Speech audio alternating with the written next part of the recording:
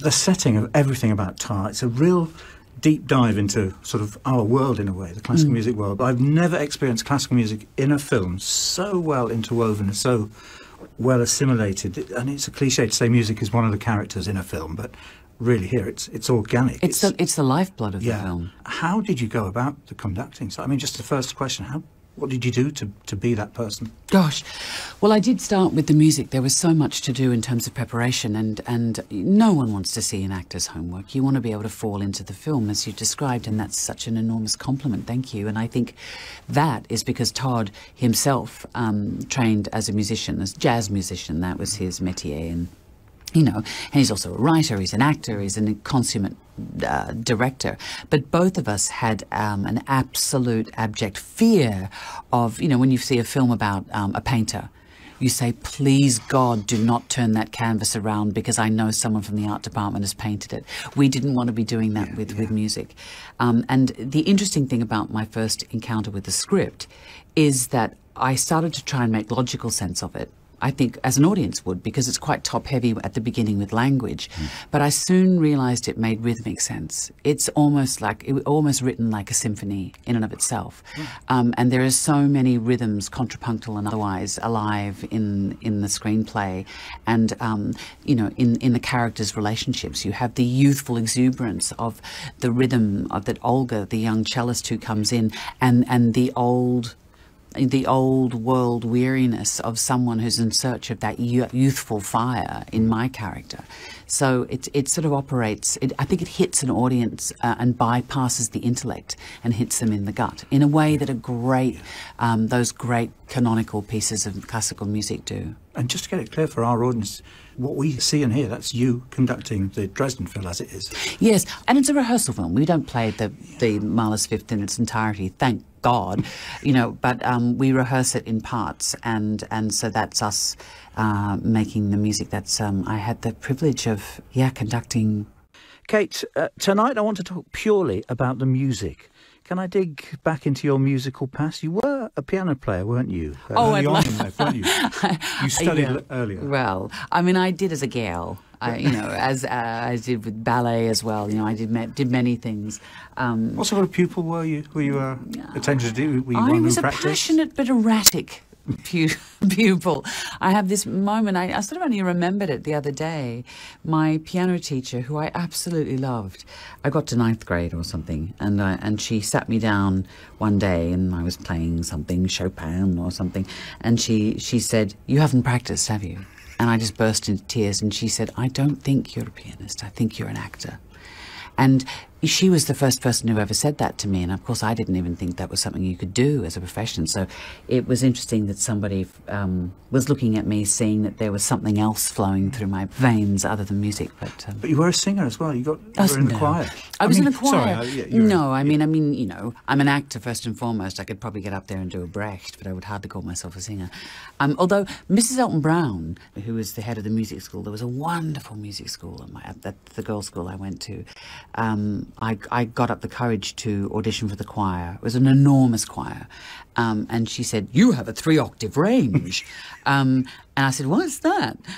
So, look, I could read music, and then I spent a year in the madrigals, and the unaccompanied human voice still thrills me beyond measure. So. Electrifying, you've called it at one point, I seem to remember. It is electrifying. And so I understood what it was like to be in the middle of that sound, singing the Pilgrim's Chorus as we did, at school.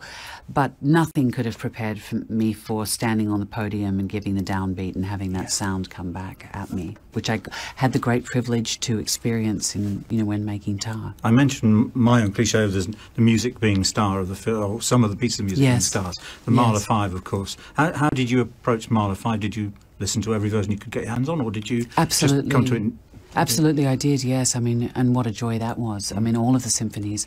And when I was preparing, unfortunately, I had quite a bit of time to think about the film and to prepare for it. I was shooting in Budapest, of course, where Mahler made so much of his music, and I was working with a concert pianist, Emma Virag, who took me to the academy and talked to me a lot about the history of this music, which was incredibly valuable to me, and it was a very, very important relationship I struck up with her. But the music is incredibly important. Cate, your character, Lydia Tarr, quite an extraordinary musician, and we really do experience this on so many levels throughout the film. The soundtrack plays a huge part in it.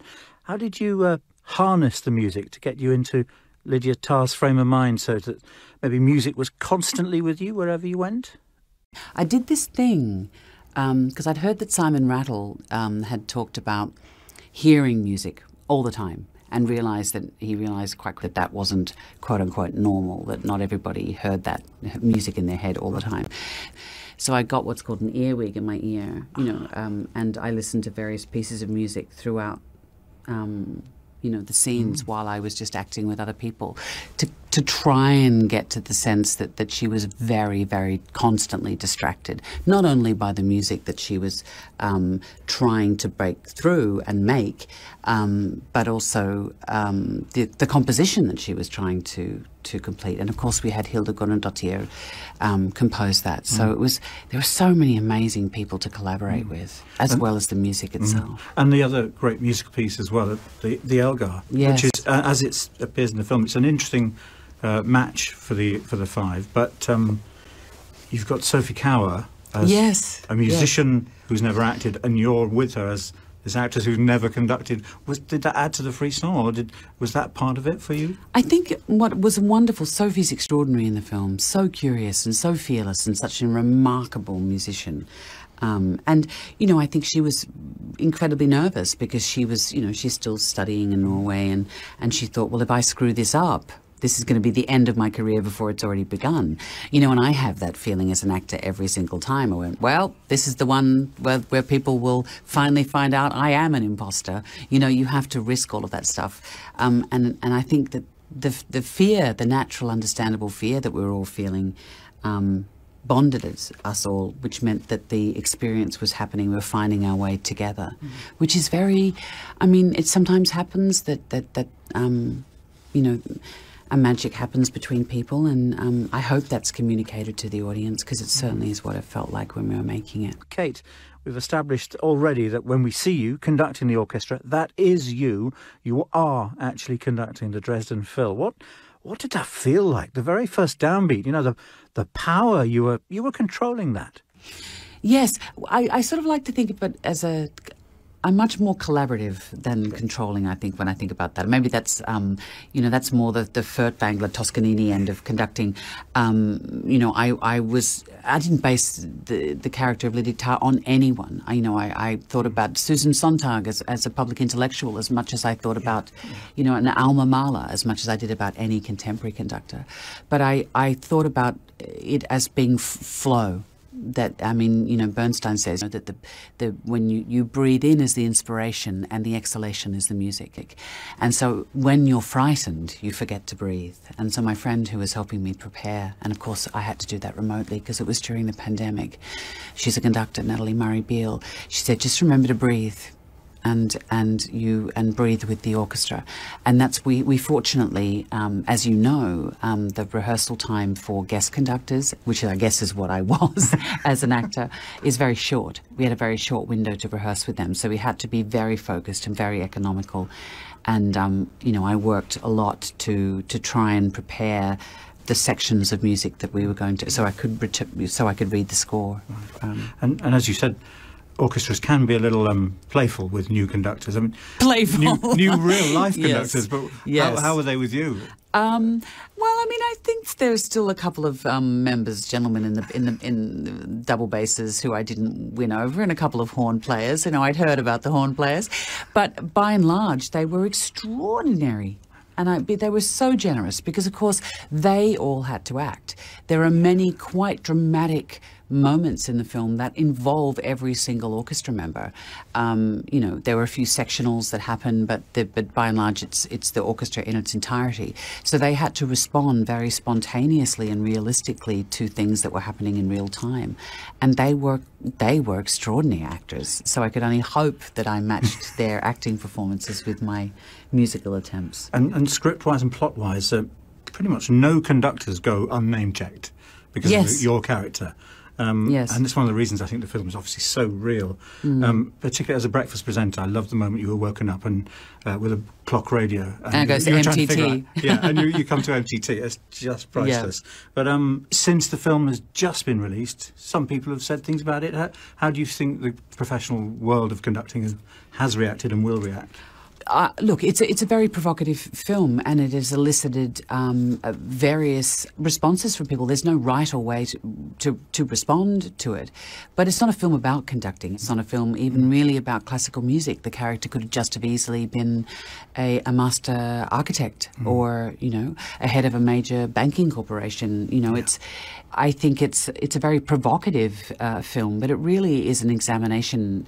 It's about many things, but it examines the corrupting nature of institutional power, and that affects everybody, no matter what your sexual orientation or your gender. And I thought about her. I mean, tar. It's an anagram of art. It's also says rat. It's about a lot of things. There's no easy goodies. There's no easy baddies. It's a very nuanced adult examination of the world in which we live. Cate, although the film is set deep in the classical music world, I think it's fair to say, is it, that the actual story is about something more? Yes, definitely. I mean, at first glance, obviously it's about a maestro at the top of her game, running one of Europe's greatest orchestras, about to reach a zenith in her career, recording Mahler's Fifth Symphony, the box set with the single orchestra, which no other conductor has done. And when I started reading the script, I realised it was a very steep learning curve, because many of the phrases and terminology that she was discussing I knew nothing about. But I very, very quickly realised that the film operates on a much deeper level. It's somebody who is having an existential and spiritual crisis, and the film is as much... of course, it's a meditation on power and institutional power and the abuses of it, but there's also a haunting at the centre of it. Conductors always, when they plan a work or begin thinking about the work, they often delve into the history of the work. And what you have at the centre, the character at the centre of this story, is somebody who has denied her own history, who is running from her past and running from herself. So, it's about so many things. Yeah. Am I fair in saying there's another musical character, and it's the music or the sounds that haunt you as a character? Yes, because of course the character, well, not of course, because it's not pointed to at all overtly in the screenplay or the way it's shot, but that the character I play is experiencing misophonia, which is an acute sensitivity to sound. I didn't even know this was a thing. And also she has kinophobia, which is an acute sensitivity to movement. And so she is very haunted by sounds that don't bother other people. And in speaking to various different conductors, they also have it, that it's why there's the thing that makes them genius listeners, and to have an acute connection to acoustics can also be, on a social level, a massive impediment. Yeah. I had a friend, a conductor, who could tell me what key the fridge was in every time he walked past me. Yeah, exactly. That sort of thing, exactly. yeah. Sounds like a Roald Dahl story.